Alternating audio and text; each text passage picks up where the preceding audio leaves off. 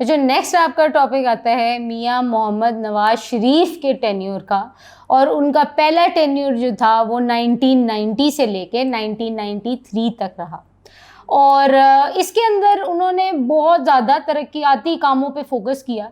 اچھا, مزے کی بات یہ ہے کہ بے نظیر بھٹو کی گورنمنٹ میں اور نواز شریف کی گورنمنٹ میں آپس میں الیکشنز بہت زیادہ ٹاس میں رہے ہیں. یعنی کہ ایک دفعہ بے نظیر بھٹو کی گورنمنٹ آئی, پھر اپوزیشن میں نواز شریف تھے, نواز شریف کی آئی تو اپوزیشن میں بے نظیر کی تھی. تو اس طرح کی سچویشن بہت دفعہ آتی رہی ہے پاکستان کی پالیٹکس میں. تو Nawaz Sharif was also known as the lion of Punjab, کیونکہ اکثر ان کو جو پنجاب کے سائڈ سے ووٹنگ تھی وہ زیادہ آ جاتی تھی, due to which he won his second term as well. اس کے بارے میں ہم نیکسٹ اس میں ڈسکس کریں گے. لیکن سب سے پہلے ہم ڈسکس کرتے ہیں کہ ان کی جو فرسٹ ٹینیور ہے اس کے اندر انہوں نے کون کون سے کام کیے. تو پہلے بچوں انہوں نے سب سے پہلے آنے کے بعد 1991 میں انہوں نے 1 کروڑ روپیز جو ہیں وہ الگ کر دیے ایگریکلچر سیکٹر کے لیے. اس کے علاوہ 1991 میں انہوں نے پرائیویٹائزیشن کمیشن بنائی. پرائیویٹائزیشن کمیشن کا کیا کانسیپٹ تھا؟ ایک تو یہ کہ نواز شریف جو ہیں he himself was a businessman, ٹھیک ہے, اور انہیں یہ اندازہ تھا کہ اگر آپ کی ملک کی اکانومی کو فلرش کرنا ہے تو بہت ضروری ہے کہ جو آپ کے انڈسٹریلسٹ ہیں, جو اونرز ہیں, ان کو آپ مواقع فراہم کریں اور پرائیویٹائزیشن کر دیں ساری کی ساری. اب جیسے کہ میں نے آپ کو بتایا تھا ذوالفقار علی بھٹو کا بالکل ڈفرینٹ کانسیپٹ تھا, ہی بلیوڈ ان نیشنلائزیشن, لیکن نواز شریف وانٹڈ کہ سب کچھ پرائیویٹائز کر دیا جائے اور لوگوں کو جو انویسٹرز ہیں ان کو فریڈم دی جائے, منیمائز کیے جائیں ٹیکسز تاکہ انہیں زیادہ ٹیکسز نہ دینے پڑے اور زیادہ سے زیادہ ملک میں انویسٹمنٹ آ سکے. ایک اور بات میں آپ لوگوں کو بتاتی چلوں کہ this was not the first time کہ میاں محمد نواز شریف پالیٹکس میں آئے. He was also in the government in the regime of Zia الحق. تو ان کو تھوڑا بہت آئیڈیا بھی تھوڑا سا تھا کہ گورنمنٹ کا فنکشن کس طرح چلانا ہے. تو کمپیریٹیولی بے نظیر بھٹو کی ٹینیور سے زیادہ فرسٹ ٹینیور آپ کی چلی ہے نواز شریف کی. بچوں اس کے بعد انہوں نے ایک بہت بڑا کام کیا تھا, وہ یہ تھا کہ جو انڈس واٹر تھا آپ کا, اس کی ڈسٹریبیوشن کے بہت زیادہ ایشوز ہو رہے تھے.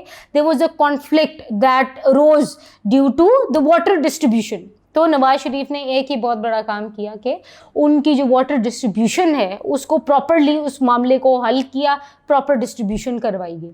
اس کے علاوہ ایک اور چیز جو کہ آپ لوگوں نے سنی بھی ہوگی, بیت المال 1992 میں بنایا گیا. بیت المال کا کانسیپٹ یہ تھا کہ جو غریب لوگ ہیں ان کو فوڈ اور شیلٹر جیسی چیزیں جو بالکل بیسک ان کی نیسیسٹیز ہیں ان کو فراہم کیا جا سکے, اور غریب لوگوں کے لیے وہ بیت المال تشکیل کیا گیا. بچوں بیت المال بنانے کے علاوہ جو Nawaz Sharif is considered very important is کہ پاکستان افغان ریلیشنز کو بہتر کرنے میں نواز شریف نے کافی اہم کردار ادا کیا. اس کے علاوہ انڈیا کے ساتھ کشمیر ایشو پہ, ویسے تو ہر گورنمنٹ میں چلتا آتا ہے تو Kashmir issue is a major issue, تو کشمیر ایشو کے بارے میں بات کرنے کے لیے they were mutual talks which were held between Pakistan and India.